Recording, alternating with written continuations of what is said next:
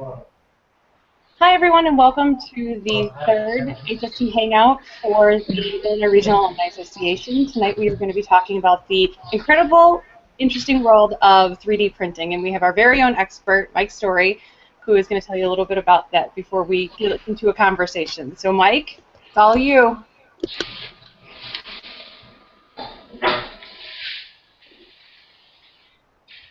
Is he frozen? Mike? Yeah, sorry about that. Hi, I apologize. My name is Mike Story. I'm the managing partner of Beckett Solutions.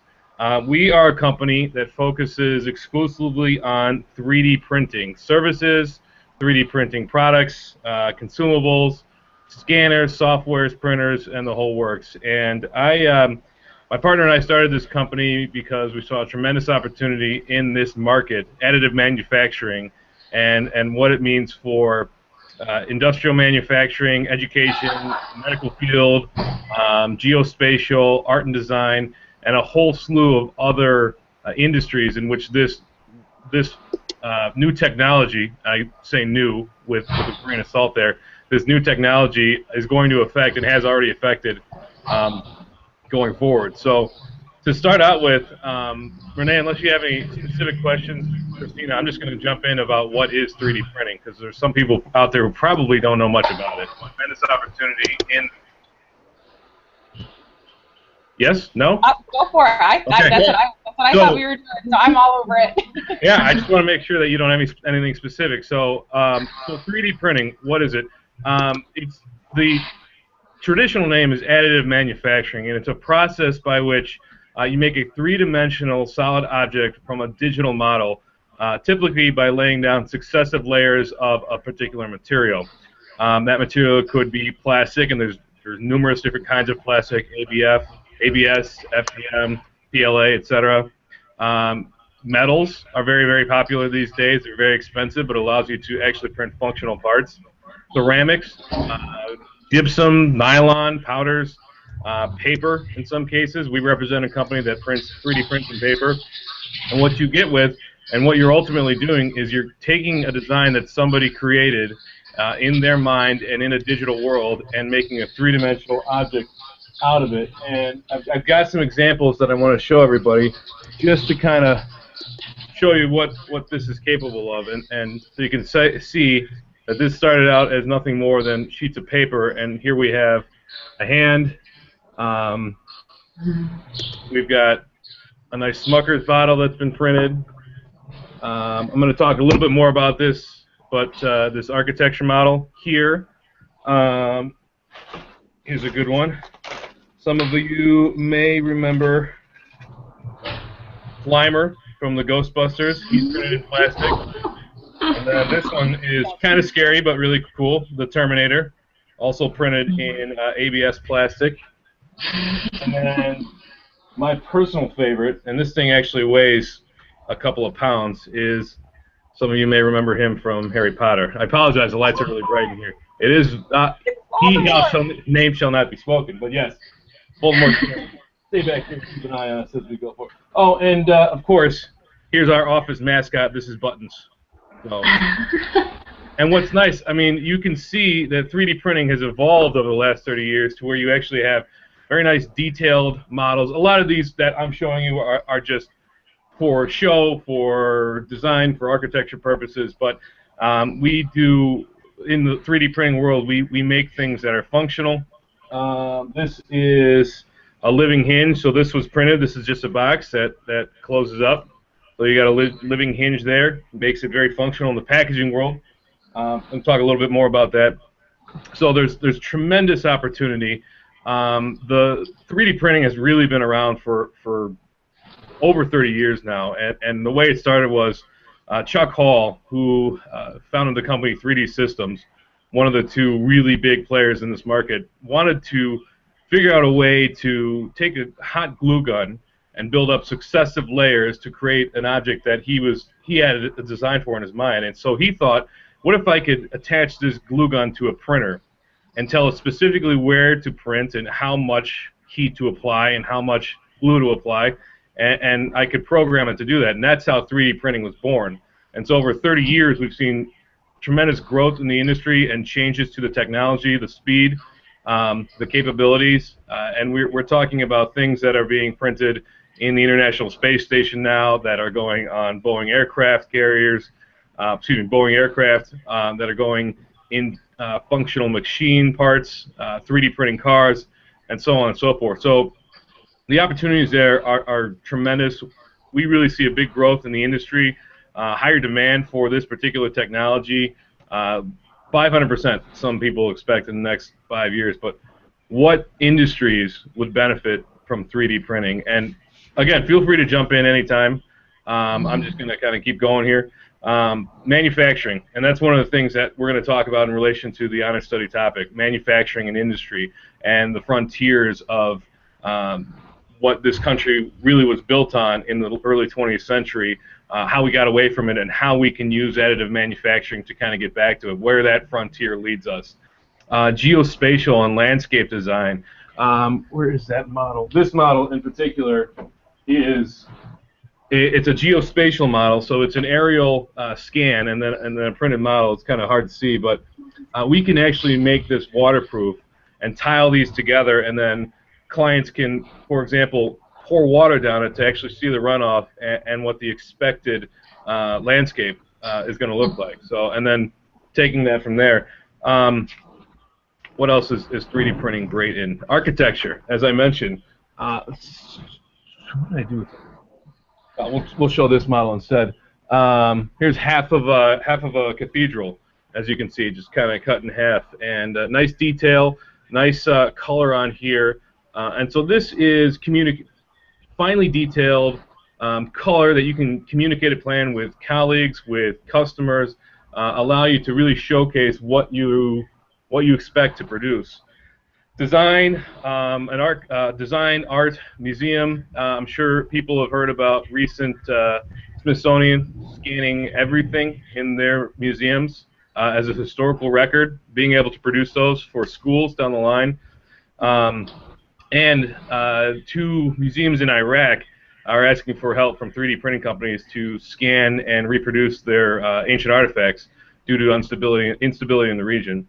Medical and dental, and that's another one that we're going to kind of talk about, health and medicine as frontiers, theme 7. But I have a really cool model here of a bottom jaw, and you can kind of see the contours and the detail in here. This was also printed in paper by a company called M4 Technologies, then finished with a cyanoacrylate, which is basically super glue.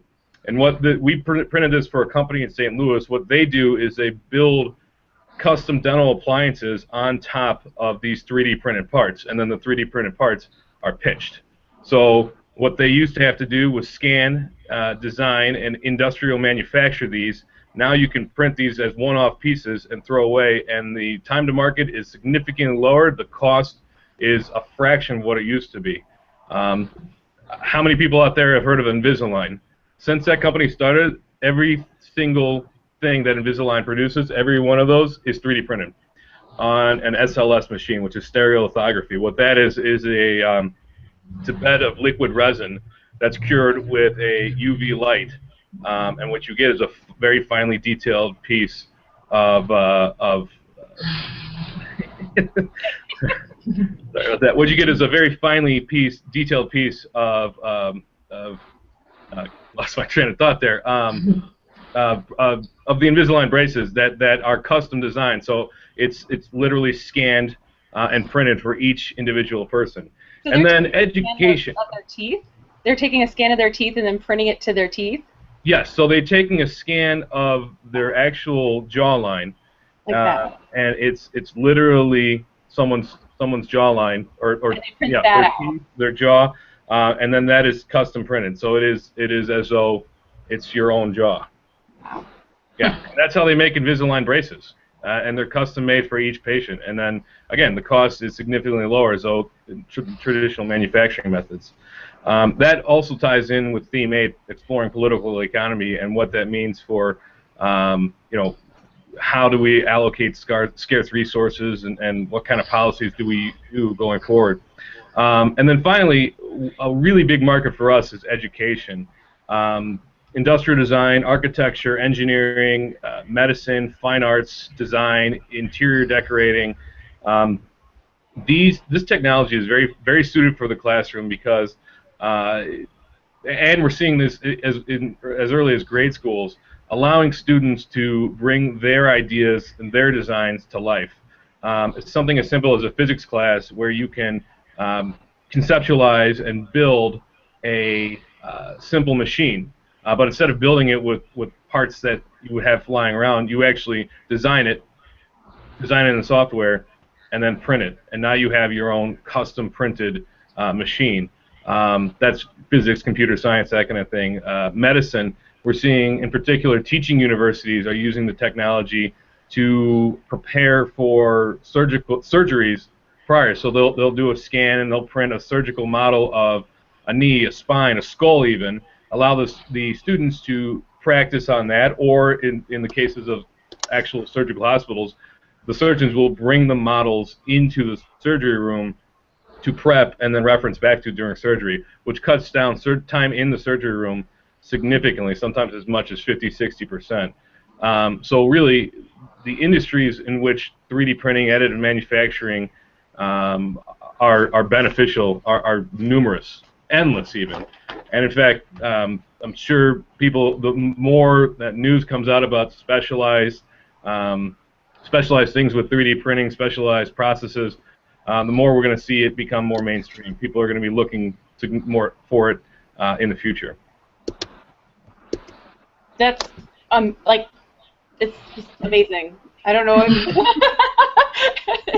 It's like, Yeah. the fact that first of all that you can spew out all of that stuff, fantastic, great job. Thank you. Because it's incredibly mind blowing just how many ways in which 3D printing, and it's actually called additive manufacturing. Additive manufacturing. Term.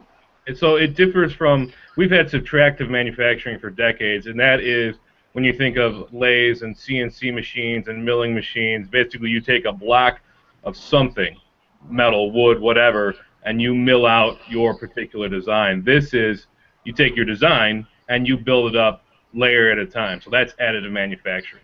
Okay, and like, okay, so I see it. They do it a lot with woodworking, where you see them whittling and it's spinning around. Yes, that's a lathe machine. That I get. So, all right, so you touched on a whole gamut of different ways that this technology impacts the honor study topic, and one of the ways that I think I found really interesting was you were saying that the communities in Iraq are looking for help with their 3D printing of their artifacts because they're losing them. I mean, they're getting damaged, that kind of thing. We're talking about, like I said, instability in the region, and they've been casualties of attacks. Forgive me, I don't know the exact details, but essentially they want to preserve that history, that heritage, and 3D printing is a way for them to do that, even if the actual artifacts are gone. Right. And it's cost efficient or cost effective because instead of taking those and shipping them and trying to do all of that out of the country, they get to, and I guess they get to keep it forever because it's digitized, right? Absolutely, it's a digital file. So there's a ton of different software that you can use, 3D modeling software, CAD software. For anybody who's interested in getting into this, there's free software online, MeshLab and Google SketchUp you can download for free or just use online and start tinkering around on your own free will. And there's companies online that will 3D print your design. So you send that to them, and they, at a fee, you'll 3D print. Or what's becoming even more exciting is a lot of libraries are starting to purchase 3D printers for their patrons to be able to use. So check your local library, see if they have a 3D printer, and you'll be able to print your own design. But back to what you were talking about as it relates to the honor study topic, Renee, that is definitely a consideration for the political economy in our world. As we become more globalized, access to more information, economics and politics are going to play a role in who has access to that information and what they do with it. And one of the frontiers that we're looking at in this sphere is we want this technology We want the ability for people to have access to be unrestricted, so people can have access to. As I mentioned, the Smithsonian is recording all of their exhibits electronically through scanning. That opens it up to now students can access that, and they can see the design, and they can print the design, and so on and so forth. Museums, educational institutions, preserving our cultural heritage is a big part of our uh, our economic development going forward. And again, who has access to that information is a consideration that we really must take into or must consider going forward in this industry and many industries. Well, and that's the thing. I assumed, and I guess incorrectly, that this technology was still something that was incredibly expensive and incredibly limited in terms of who could actually afford to get their hands on.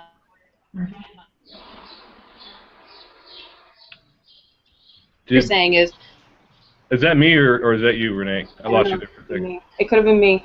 Yeah. But basically, that I could go to my public library and potentially access 3D printing. I assumed that it was just inexpensive and incredibly limited in terms of who could get it. And So that's a very, very good point, and also it relates to our theme 8, exploring political economy. Who has access to this technology? As I mentioned, it's been around for 30 years. It's been very, very expensive for 25 of those years, and recently, especially within the last 18 months to 2 years, we've seen the price, that barrier to entry for people accessing this technology come down significantly. We represent companies who make 3D printers as expensive as $60,000. They go higher than that. The metal machines, as I talked about, making functional parts, those run in the hundreds of thousands of dollars. And then as we swing back around and talk about Theme 7, I'll discuss biodigital fabrication, which is 3D printing in actual human tissue of various kinds. Those machines run into the millions of dollars plus. Yeah, they're not inexpensive. So if you go to our Facebook page, Beckett Solutions, you'll see we post stuff daily about how the technology is being used in various sectors, and education is one of those that you see that they're printing, an aorta for a 7-year-old child or a prosthesis for someone, and kind of blows your mind. But again, that kind of technology, when you're printing, I apologize, prosthesis is not digital biofabrication, but when you're printing it in biological materials, that it's expensive. On the other side of things, we represent companies that make extremely affordable 3D printing for companies, for educational institutions, for hobbyists, for consumers, everywhere from $800 up to $6,000. So now your local library can purchase a printer, and now you have access, tens of thousands of people have access to the technology. Schools, we represent MakerBot. They have their starter labs where they sell X number of printers, X amount of filament. Filament is essentially it's the material that these printers print in. It's spooled plastic, basically. That's what it is, ABS plastic or PLA or whatever it is.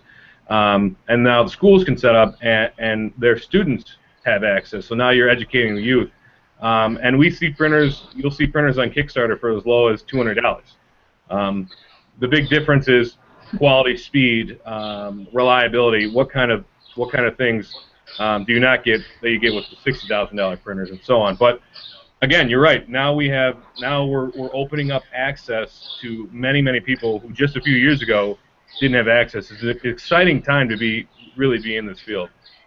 well, and it opens up a lot from an educational standpoint, because I'm sure that these kids are not just, they're like, okay, I get to learn this new technology, but bringing that into so many other technologies, it really becomes a hands-on, as opposed to just a lot of theory. Being able to print out some of these things that the machines you were talking about, and doing, engineering classes, being able to use this so that they can take their designs and immediately mock them up and say, okay, well, this is how you would use it, as opposed to, talking in theory and talking about, in abstract forms. They can say, oh no, this is exactly what my design would look like. This is what it would do. And that's just got to be so incredibly exciting. for kids to learn, and for, I mean, it takes it to the next level. Don't you wish that they had 3D printers when we were in school? I mean, I'm fortunate I get to play with one every day. You printed nice. Voldemort! Yeah, I did. Oh, you guys, anybody want a banana? Because this is actually 3D printed, believe it or not. So, yeah, I get to play with these every day, which makes my job very, very exciting, very fun. But you're right. There's really two things there, Renee. Number one is where our colleges, our high schools, our grade schools are educating students, and their goal is to prepare them for when they enter the workforce. So these machines, this technology is in the workforce. You might not see it on a daily basis, but I guarantee you the manufacturing shop around the corner has got a 3D printing because they need that capability.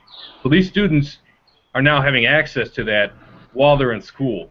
And schools want these students to be actually using the machines and learning on the machines that they'll be using when they enter the workforce. So now we're talking about, again, circling back to theme 8, cutting down on training costs, cutting down on what it takes to get somebody up to speed on the software, on the machines, mistakes, waste. Every one of these printers has waste, so if we can eliminate that. So educating our youth, and then really from just, for lack of a better term, what's cool about it for students is, yeah, you're taking your design. If I want to print, if I want to print the left shark from the Super Bowl, I can do that now. I can take that and I can customize it. Maybe add a little something that makes it mine, and print that out. Or, more usefully, as you mentioned, for engineering students, for CAD students who are learning those skills, being able to conceptualize that and then visualize it and then actually hold a finished piece is extremely exciting. We print functional parts all the time. This, for example, is a wrench. This is the design that the 3D that they printed on the International Space Station. They sent a printer up to the International Space Station to, now instead of sending up multiple parts when they send somebody up, they send up a digital file. It's uploaded in minutes, and it's printed out in minutes or hours, and you have the solution to a problem. It kind of relates to theme 5 a little bit, Celestial Frontiers. Let's dig into that a little bit. So a lot of that theme has to do with what started out as space technology, or what did it take for us to get to space, and what kind of technology, and how's that improving our lives back here on Earth. And I kind of look at that theme from a different point of view. With this new technology, with additive manufacturing, what does that mean for the future of space exploration and that frontier? And what it really means is we're not limited by our earthly concerns anymore. We don't have to worry about by sending up a wrench or a nut or a bolt or a computer chip, because there's 3D printers now that will inlay electronic circuits within 3D printed materials, so you can actually print a circuit board to replace a busted one. So what does that mean? That means longer time up in space. That means more exploration opportunities as we look to future needs of our societies. Talking about colonization opportunities. Are we making our way to the moon? Are we making our way to Mars? The biggest consideration for any of those space exploration and those frontiers are, what do we do with a society on a different planet or a different celestial body that's cut off from the resources at Earth? And with 3D printers, you have the opportunity, this is years down the road, but we have the opportunity to send up printers to wherever we plan on colonizing months, years in advance, and printing out the necessary components for people when they get there. And as I mentioned, we're printing in biological materials now. I'm sure some people have seen the chocolate 3D printer, one of my favorite things to see at last year's CES. And that's well and good, and that's exciting, but what we can take is raw materials in a lightweight powdered form that doesn't take up very much space, and then 3D print consumables, edible consumables in the future. So now we're talking about completely independent societies that, as needs arise, they're able to use this additive manufacturing technology to fend for themselves, for lack of a better term. So where does that lead? What are our boundaries now of the celestial frontiers? If we're able to send a completely self-sustaining unit to a different planet, where do we go from here? And that's, again, that's a huge consideration for the future. No,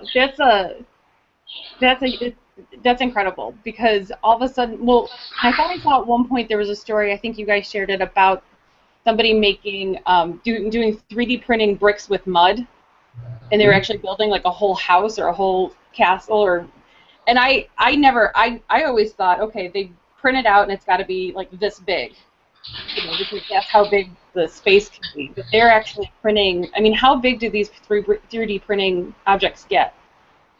I don't know if you can see it, but there is an orange and black machine in the background there. Yeah. That's our 3D printer. So, and that's about the size of a refrigerator. And that's not even a $100,000 machine.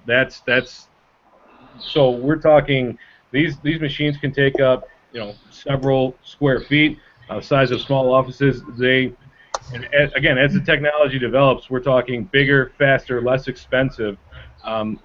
Exactly what you mentioned, Renee. And this, as we continue to explore our political economy, scarce resources, housing, what kind of future housing needs does this planet have, and where do we go from here? Raw materials are extremely expensive. The raw materials that we use to build structures, build houses, and so on and so forth.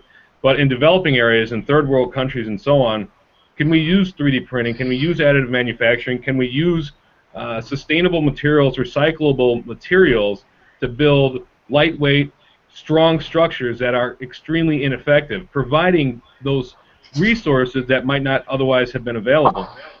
Getting back a little bit along those same lines, can we kind of explore the idea of sustainability and recycling? Can we take those waste products from those printers and then use that as a kind of recurring source of materials for those 3D printers? Or can we build lightweight honeycomb structures that are still extremely strong, that provide protection from the shelters for those going into areas of need from disaster relief perspectives? So can we provide those printers on site, or those materials on site, to set up temporary shelters, to set up temporary medical facilities, and then take those down because they're cheap, they're fast, they're fast to set up, and they're easy to move around. So again, providing those resources that we might not have the opportunity to have had prior to the invention of this technology is extremely exciting. Again, a lot of us know what additive manufacturing means from industrial and manufacturing purposes. Rapid prototyping, the ability to bring a product to market faster, the ability to design and build multiple prototypes to avoid having to pay expensive custom design jobs, or to build dies to just get one-off runs. Nike can use the technology to prototype 10 different variants of a shoe that they're looking, and they can feel it and hold it and see it and decide that this is the best one, and the other 3 get pitched, and it's 10% of what it used to cost, and it significantly saves on time. And that's all well and good. And in fact, President Obama mentioned in his State of the Union address last year that 3D printing is how the United States is going to bring manufacturing back to these shores. Because as we continue to develop the technology, we will be able to get a leg up in the market. And right now, it's a lot of injection molding, it's a lot of casting, but 3D printing is a complementary technology to those industries. So that they're bringing those industries back to shore, which is extremely exciting. So again, I don't want to be diminutive towards manufacturing and industry as this technology grows, because it's 80% of 3D printing right now is rapid prototyping. But these other fields, as I said, space exploration, the ability for relief, disaster relief, so on and so forth, I think those are as exciting, if not more exciting, for the future of this technology. Well, and it's interesting, you were bringing up, and I had to double-check the Honor Study Topic Guide before I said anything, but Theme 4 is actually exploring the natural environment, and one of the one of the quotes in here is, as resources become scarcer and pressure for their uses increase, how will these challenges impact the frontiers of natural environments? So it's a matter of, how can we expand what we have and how can we utilize what we have differently? And I think this really feeds into that as well. Absolutely, yeah. I kind of glossed over theme 4 when I was preparing for this, but you're absolutely right. It definitely applies to the honor study topic in that regard. Again, it's extremely exciting. We were looking into a company that takes scrap plastic, so instead of your plastic water bottle going into a landfill, they collect that from third world countries, chop it up, and create 3D filament. So now we're talking about a sustainable material to 3D print in, and it's environmentally friendly. You're getting bottles out of landfills. It's cheap. It's inexpensive. I keep saying cheap, and again, I don't mean to be saying cheap as in cheap quality, but inexpensive. Because, well, there are cheap quality stuff, but in this case, an inexpensive source of material to 3D print. So as we look and where do we go from here for the environment? What are we doing? 3D printing has a role in that, and we're talking about sustainable materials, sustainable products going forward. That's incredible, because I never, originally when I first thought of 3D printing, I thought to myself, okay, so what's the environmental impact that this is going to have? And I assume that it's going to be negative. I assume that the materials that are used are toxic, and they're going to have to go through all of this testing and so on and so forth. But what you're telling me is I can't feel bad about this anymore. Well, I'm not saying feel bad about my bottle anymore. Until we get widespread adoption, which I think is the way it's going to go. Until we get widespread adoption, you still have the environmental concerns. But yeah, the technology it plays a role in the future of our environmental concerns. Absolutely. Good stuff. Good stuff. Now, Please. do you have anything? I mean, I think, is your mind blown like mine is? Like totally. Yes. Yes. I gotta get a break. Hold on 1 second, guys. Okay. I want to reach through the screen and grab his Voldemort. I don't know. I don't think technology has gotten that far yet. That's so cool. So that was one of the things that we were talking about before was the health aspect of all of this, and how 3D printing plays into that. I actually, have you seen the Robert Downey video, the Robert Downey Jr. video with Iron Man? Yes. I don't know if everybody's seen it. I have the video. Do you want me to play it, or do you think everybody's seen it at this point? I'll just. It's definitely worth a play, I'd say. Yeah. Okay. Let me see if I can figure out the screen share thing. Here it is. Okay. So let me go ahead and share this. And you can see it now? Yes. Yes.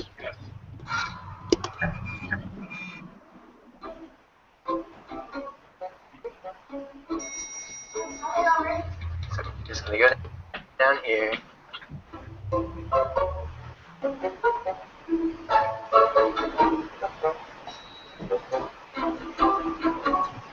We're looking for 912.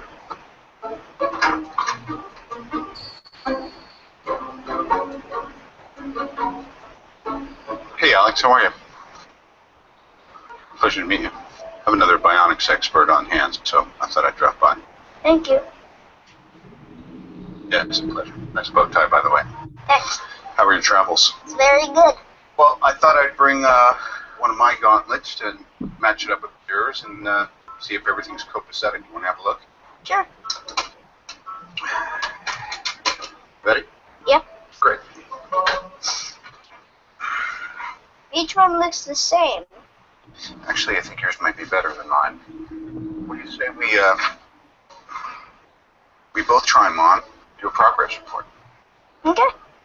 You know who that is? Hi, Iron Man. What's his name? Robert. Great.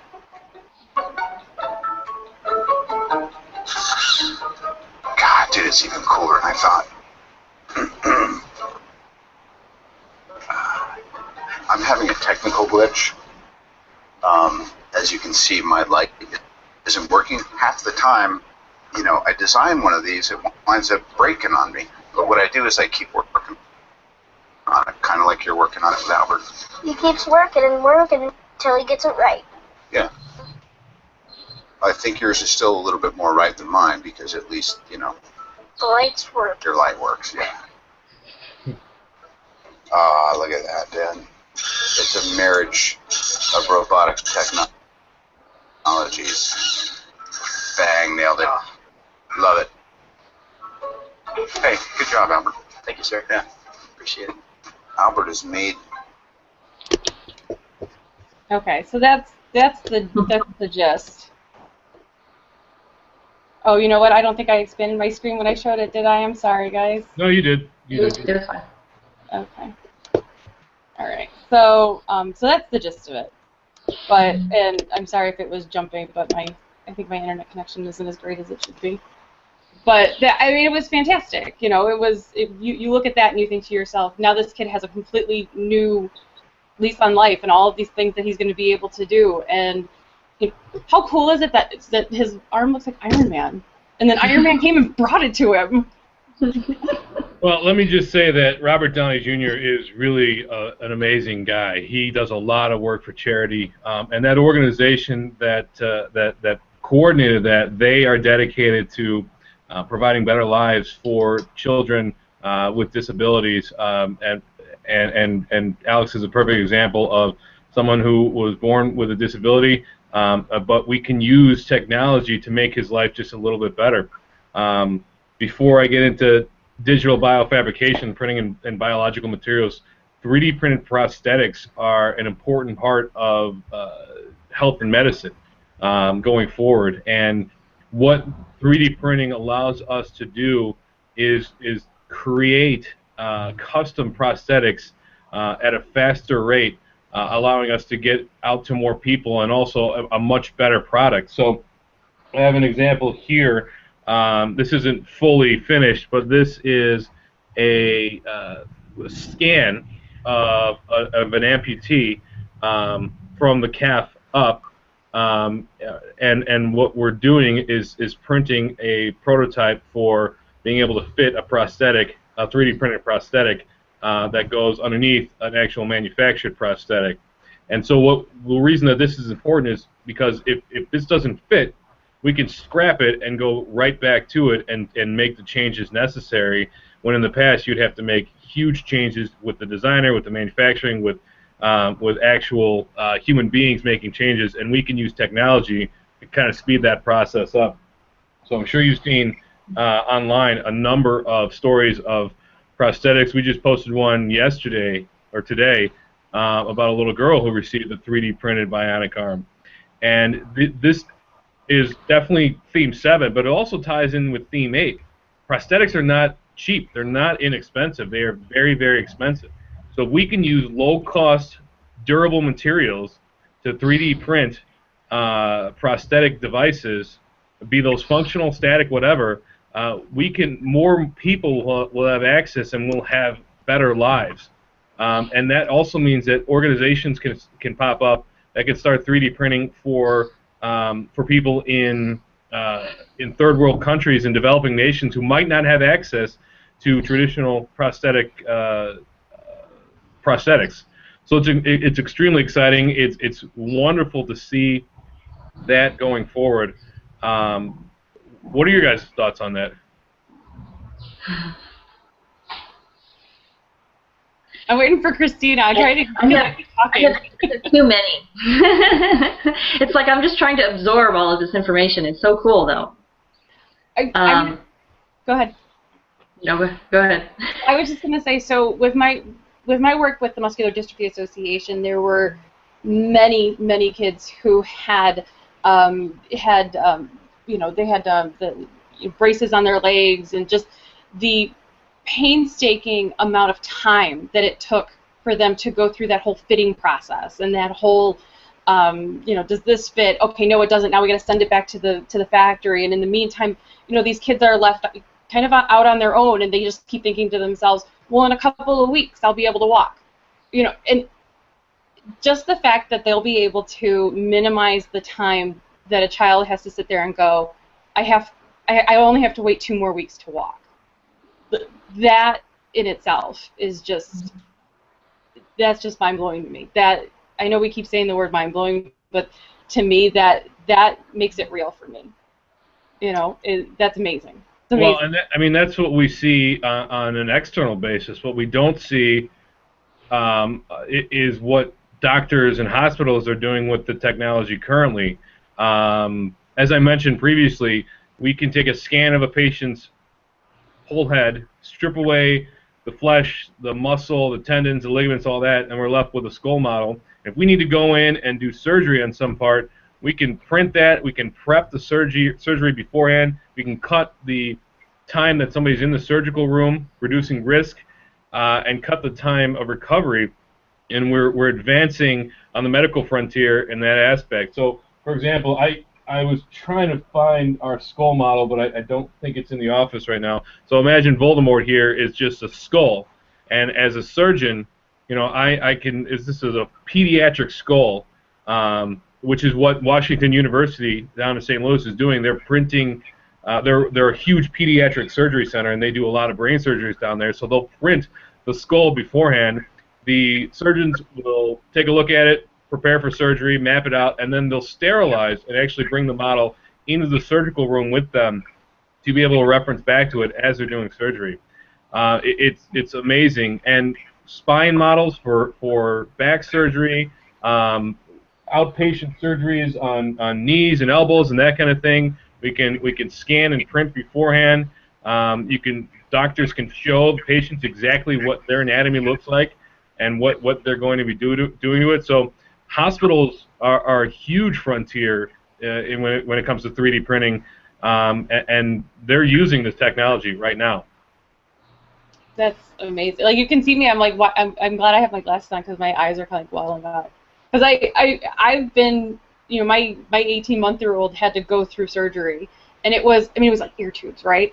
But just the fact that you have like a small child and they have to go into surgery, and like how crazy that is, just from a parent standpoint, that they're having routine 3-minute ear tube surgery.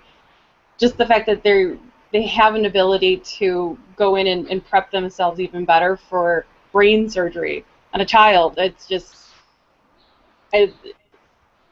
God bless you, because that's awesome.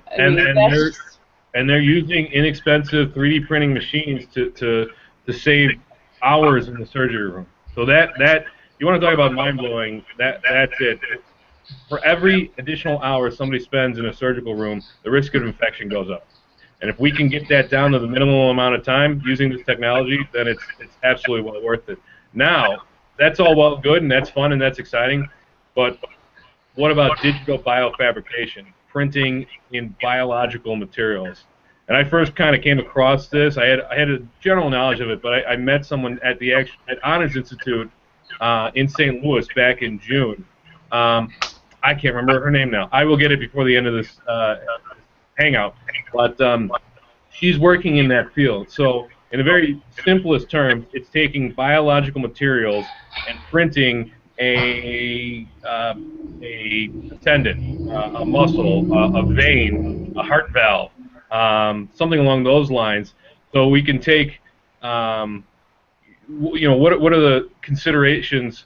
What are the boundaries to taking someone's own genetic material and growing that and then printing with that going forward? You're talking about reducing the risk of rejection for organ transplants. You're talking about people not having to wait on organ transplant lists because they can print it in house. Now again, these machines are extremely expensive and they're very limited. What we're talking about is 10, 15, 20 years down the road, but we're getting there. We're getting to that place. I printed something today about I can't remember who, but somebody getting a 3D printed aortic heart valve. And while that might not seem exciting, consider someone who's perhaps Muslim. What many people don't know is most heart valve replacement surgeries, that valve actually comes from a pig.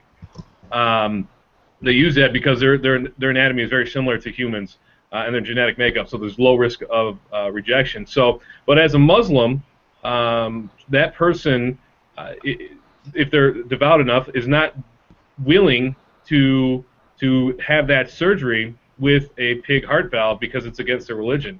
So now what can we do? We can take a little bit of genetic material and we can create our own 3D printed heart valve and put that in the person there, and we kind of remove that obstacle. So that to me is an exciting frontier. What are the limitations? What are the boundaries of 3D printing with biological material? There's also the other side of things. What are the ethical considerations? What does it mean when we've 3D printed enough of our body? Are we still that same person? Are we too artificial now? Or does it matter because it's printed in biological material? So it's kind of the same play on what I believe it was Isaac Asimov talking about. We're going to at some point have we're going to be replacing biological parts with robotic components. And as we continue to do that, at what point do we cease becoming human and start becoming robotic? Well, at what point, as we continue to 3D print necessary pieces, do we cease becoming ourselves and become something else? And I don't have the answer for that. I don't think the industry does either. There's going to be those ethical considerations, and boards convened and discussions and papers written about it going forward. But it's still exciting to see that's in our future. It's available to us very soon. You know what's bad is that you find the philosopher quote, and you're like, okay, how much of this makes us a person? And immediately I'm like, Robin Williams had a movie about that. It's great, Bicentennial Man. And they ask the same question, and it gets to the point where it's like, well, no, he's a robot. No, he's a robot. No, he's a robot. Until he's created all of these artificial organs, and they're, you know, all of the different people, you know, in the movie are getting these organs and everything, and they go, and he basically says to him, look, I have as much artificial in me as you have in you. So what makes you a person and me a robot? You know, it's incredibly interesting for anybody who would rather go the movie route. Bicentennial Man is a good one. I just have to say that I figured we were going to talk about, you know, the aortic heart thing and some of the stuff we've seen online. I am, like, truly speechless at all the stuff that's out there and it's being done and used, and I don't even know what to say because I had no idea that technology has come that far. You know, from the little bit I know, I thought it was paper and plastic and whatever, but this is craziness. It's complete craziness.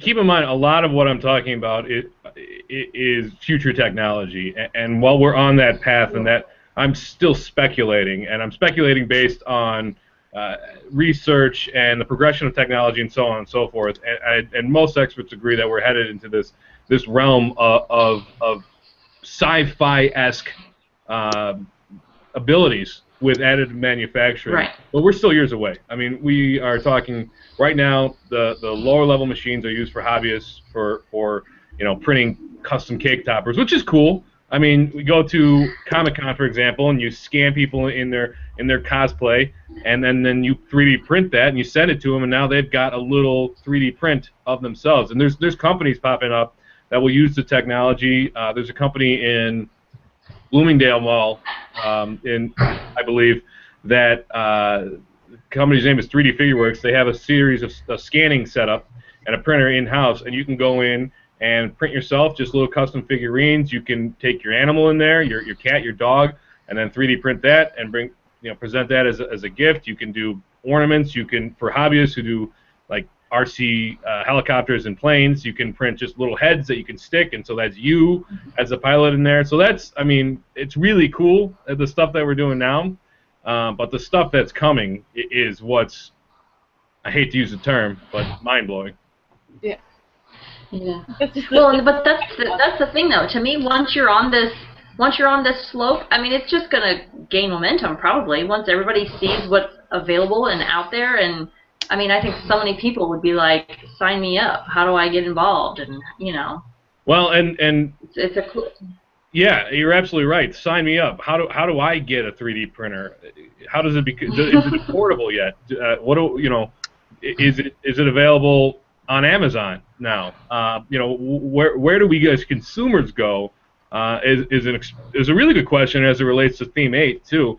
Um, what what's the future of 3D printing from our own personal economic standpoint? Yeah, it's all well and good with industry and manufacturing and medicine and space exploration, and that's well and good. But for the average consumer, what does 3D printing mean to them other than lower costs at the grocery store, at the hardware store, and so on and so forth? Um, and the future it means a lot because really what we're talking about when we're talking additive manufacturing is custom making something for somebody.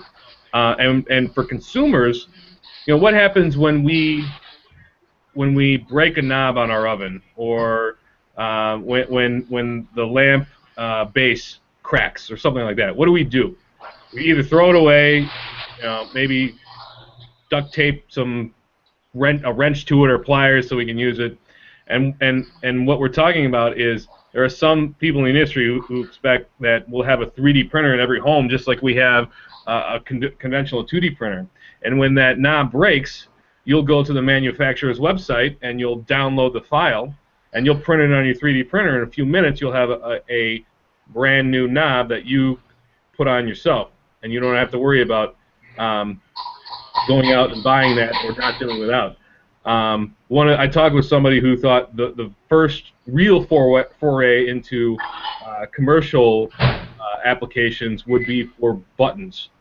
And okay, you think buttons, fine, whatever, but it kind of makes you think a little bit. When we lose a button and we don't have a replacement, what does that mean for that garment? Whereas if you know where you bought that and you can go and download that and then you can replace the button, it might not seem like a big deal, but if I lose a button on one of my favorite dress shirts, I'm devastated. I can't wear that shirt again. So why do I not? Why don't I see any fault in that? Yep, absolutely, I got it. Yeah. So if that's the first, where does it end? Where does it stop? If we have a 3D printer in all our homes, what does that mean for us as consumers? What can we print? What can we custom make for ourselves? And again, this is what additive manufacturing is. It's custom making something. It's taking somebody's creative output and making something with it. So really the possibilities as consumers are endless, and it's going to change the way that we spend our dollars in the future.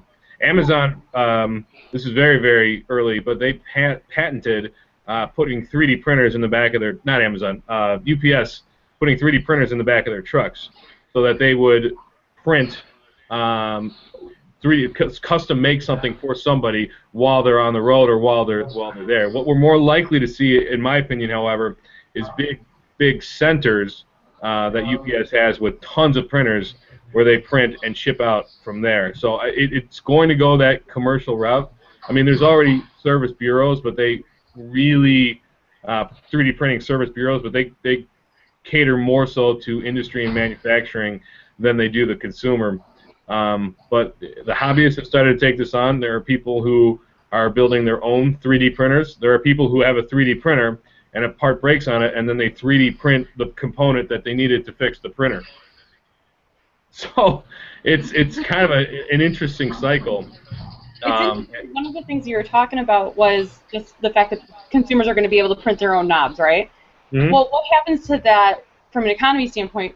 What happens to all the jobs that are in that supply line?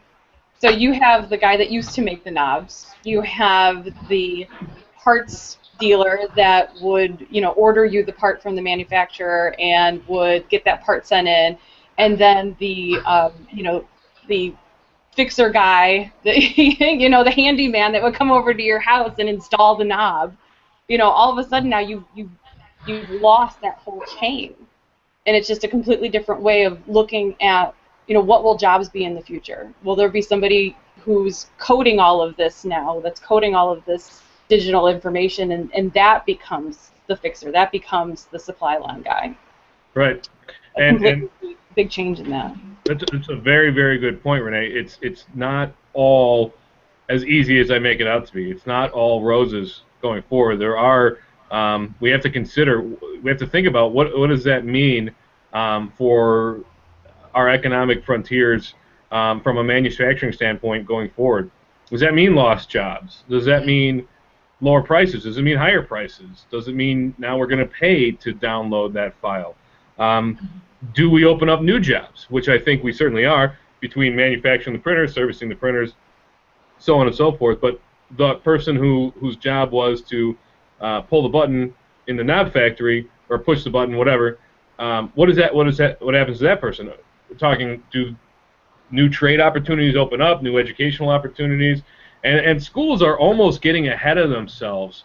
They want this technology in because it's being so widely used in industry. Roosevelt University, for example, has a 3D printing class on the books for this fall. They don't have a 3D printer yet, but they have a class. So we're trying to help them decide what's the best printer for this class. What do we need to know, what do you hope to achieve, so on and so forth. That's an aside, but we're kind of getting ahead of ourselves there. You have to throw your alma mater in there. I know. I see how it is. Yeah, I do. I should help them out if they educated me and whatnot. But we do need to think about what you mentioned, Renee. What does that mean for the future of the widget economy, for lack of a better term? Yeah, and then I went on your Facebook page, the Beckett Solutions Facebook page, and you guys have an incredible amount of awesome stuff. So if there's anybody who's watching this who is interested in this, you have to follow. It's not full of mumbo jumbo that you wouldn't be able to understand. It's full of awesome, mind-blowing things. Please do like our page, yes. And one of the things that we haven't talked about, and I know we're getting to the end. I don't want to keep anybody longer than than we promised, but quest for human expression. You start talking about art. You start talking about design, all of those things. I just shared the link for the car that you guys had posted, the 3D car. I mean, just a whole different realm of what you can design. Yeah, that's a really good point. And again, I kind of glossed over that while reading the Honor Study Topic Guide. But that's 100% correct. That frontier, art and design, the quest for human expression, where does that fall in with 3D printing? And the answer is it's endless. A lot of what I've shown today in terms of the samples, they're artistic expressions, they're design. They don't have any functional parts. We have very few functional parts here in the office. So art and design, and Renee, I think you mentioned the 3D printed car. There was, at the International Manufacturing Trade Show in Chicago last year, at the start of the show, they set out to 3D print the components of the car, not the engine and the wheels and so on, but the body and the steering wheel and so on. And by the end of the show, they had finished the parts, they had assembled it, and they literally drove it out of the showroom, out of the show. So design takes on a whole different realm here. For example, there's a company in Cary called C Ideas. They have a car that's not street legal, so they said, what do we do with it? So let's start taking off parts, let's start refinishing it with 3D printed parts that look exactly the same, and it's kind of a neat little marketing piece for them. But it makes you think about what the future design for cars, for airplanes, for those kinds of industrial applications. And then on a very base level, on a very consumerist level, jewelry, sculptures. Jewelry is huge with 3D design, 3D modeling, 3D printing. If I'm a jeweler, if I'm a designer, I can use software to design my pieces. That's a lot easier to use than what we used to use in Photoshop and Microsoft Paint, for those of you who remember that.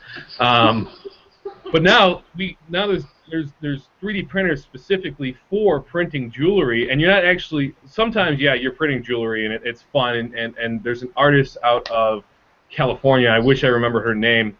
Anybody would like to learn more about it, please. Renee, can you throw my email up in the chat box? That'd be fantastic. Feel free to email me about that, because she does some amazing work, and she's done earrings, and she's done sculptures, and they're the finished pieces. But more often what we're seeing is a design, and then you're 3D printing the jewelry as a mold, and that mold is used in casting. So we're mass producing, but it's a lot cheaper than injection molding these casts, because then that piece has to be taken, fitted with a slurry or an actual casting process, and then burned, melted out, whatever.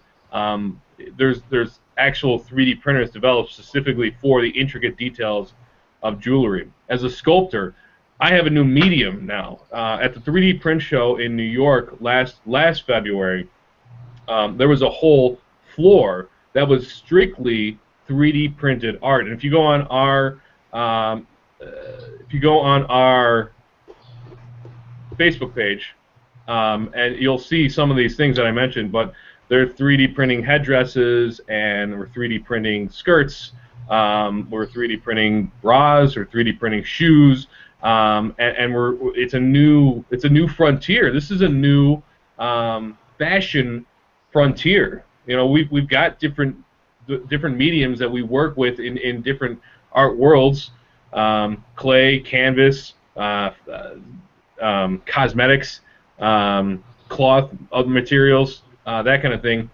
3D printing, plastics, nylons, whatever it is, that's a new frontier, and we're exploring that. The art world's exploring that. The jewelry, the sculpting world is exploring it. So, as the quest for expression, 3D printing offers another avenue in that regard. Yeah, I'll tell you, getting a custom done 3D printed bra sounds pretty good to me. I'm all over that. I'm gonna tell you, man, that's a whole new, like, go to your house and measure you out and just print you out a bra. I love it.